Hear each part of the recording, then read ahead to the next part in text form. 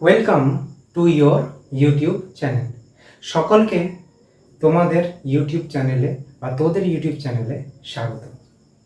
এটি একটি কম্পিটিটিভ ম্যাথের ইউটিউব চ্যানেল। যেহেতু এটি চাকরির পরীক্ষার জন্য চ্যানেলটি খোলা হয়েছে, সেই জন্য এখানে চাকরির পরীক্ষা সংক্রান্ত যাবতীয় অঙ্কের চ্যাপ্টার ওয়াইজ আলোচনা আমরা করব। শুধু চ্যাপ্টার ওয়াইজ না, যাবতীয় সমস্ত রকম পরীক্ষায় যে যে ধরনের কোয়েশ্চেন এসছে সেগুলোকে আমরা কি করে খুব সহজভাবে সলভ করা যায় সেই চেষ্টা করব এবং শিখব, যতটা সম্ভব শেখার চেষ্টা করব। কিন্তু যেহেতু এটি একটি প্রথম ভিডিও এই চ্যানেলের, আজকে আমরা অঙ্ক সংক্রান্ত কোনো কিছু আলোচনা করব না। আজকে আমরা এই চাকরির পরীক্ষা সংক্রান্ত কিছু জিনিস নিয়ে আলোচনা করব।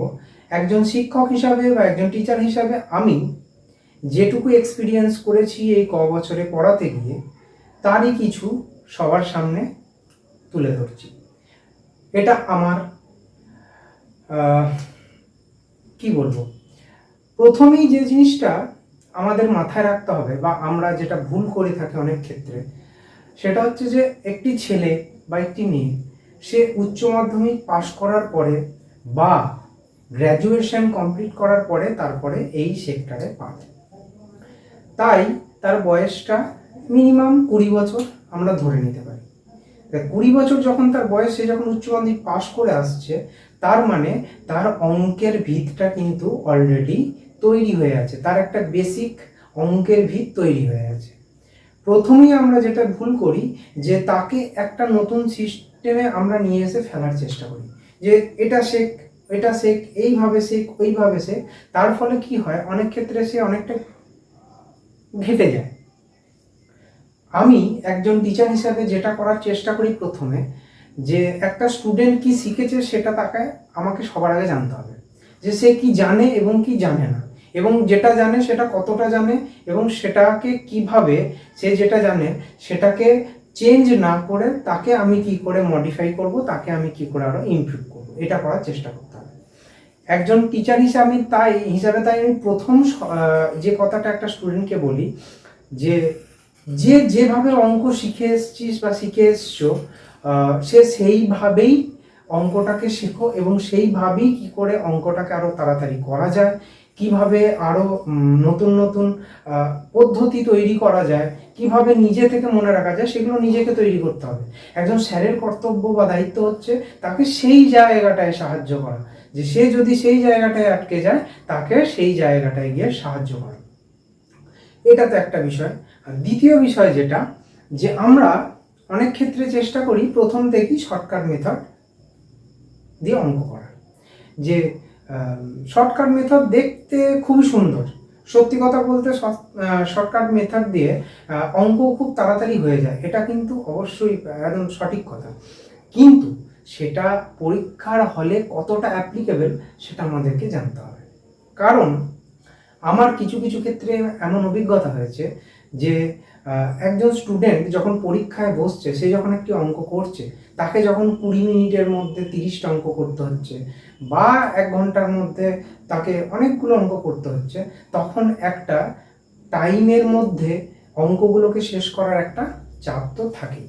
সেই চাপ যখন তার ব্রেনের মধ্যে অলরেডি থাকছে, তখন শর্টকাট মেথড যেটা সে নতুন করে শিখেছে, অনেক ক্ষেত্রেই সেটা মনে পড়ে না। তখন সেই প্রসেসগুলোই মনে পড়ে যেগুলো সে ছোটবেলা থেকে শিখে এসছে। একটা ছোট্ট উদাহরণ দিই। একজন শিশু, সে সবার প্রথমে কি বলতে শেখে, হয় মা কিংবা বাবা, এটাই বলতে শেখে। তারপরে আমরা যখন একটা আধুনিক সমাজ ব্যবস্থার মধ্যে ঢুকছি, সেই মাকে সে অনেক ক্ষেত্রে বিভিন্ন নামে ডাকতে পারে, বাবাকেও এখন অনেকভাবে ডাকে। কিন্তু যখন পায়ে একটা হোঁচট লাগে আচমকা, তখন মুখ দিয়ে কিন্তু সেই মা এবং বাবাটাই বেরোয়, যেগুলো আমরা পরে শিখেছি সেগুলো বেরোয় না। অঙ্কটাও অনেকটা সেই রকমই। তা বলে কি শর্টকাট মেথড মনে থাকে না? অবশ্যই থাকে। যেগুলো মনে থাকার, যেগুলো সত্যি করে কার্যকর, সেগুলো অবশ্যই মনে থাকে এবং সে শর্টকাট মেথড শিখবো না, শর্টকাট মেথড অবশ্যই শিখবো, সেইগুলোই শিখবো যেগুলো দিয়ে আমার অনেকটা অঙ্ক করা যাবে, আমার অনেকটা জায়গা কভার হবে।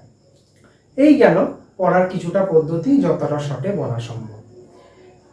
এরপরে যেটা আসছি সেটা হচ্ছে যে এই চ্যানেলে আমরা অঙ্কের কোন কোন ধরনের চ্যাপ্টারগুলো আমরা আলোচনা করব বা পরপর ধাপে ধাপে করব বা শিখব, তা সেটারই একটা ছোট্ট সিলেবাস আমরা তৈরি করেছি। তা সেটা কি একটু দেখে নেওয়া যাক। প্রথম যে চ্যাপ্টারটা সম্পর্কে আমাদেরকে জানতে হবে বা আলোচনা করতে হবে সেটা হচ্ছে সিম্পলিফিকেশন। সিম্পলিফিকেশন মানে কি? সরল। এই সিম্পলিফিকেশন করতে গেলে এর মধ্যে অনেকগুলো সাব টপিক থাকে, যেমন হচ্ছে বডমাস রুল, যেমন হচ্ছে squaring, cubing, square root, cube root, এই ধরনের ছোট্ট ছোট্ট জিনিসগুলো আমাদেরকে শিখতে হবে।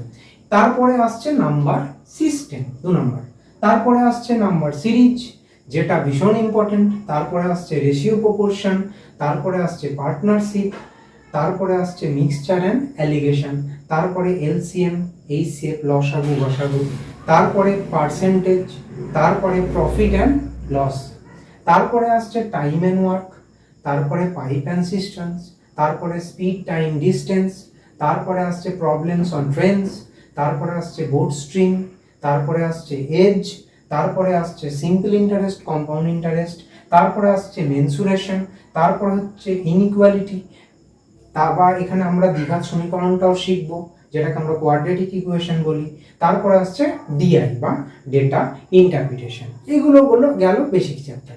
এর সঙ্গে আরো কিছু চ্যাপ্টার বা টপিক আমরা শিখব, সেগুলো হচ্ছে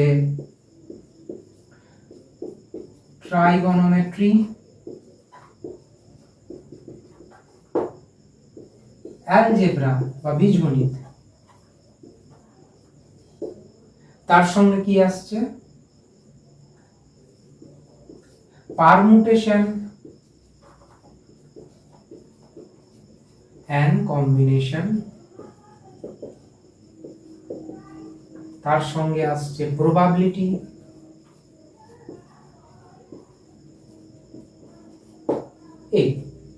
তাহলে এই যাবতীয় মোটামুটি 24 থেকে 25টা টপিক আমরা এই চ্যানেলে আলোচনা করব, এবং শুধু এই চ্যাপ্টার ওয়াইজ না, এই প্রত্যেকটি চ্যাপ্টার থেকে যে যে ধরনের কোয়েশ্চেন এসছে এবং সেটি একদম বেসিক লেভেল থেকে আপার লেভেল সব ধরনের অঙ্ক নিয়েই আমরা আলোচনা করব ধাপে ধাপে।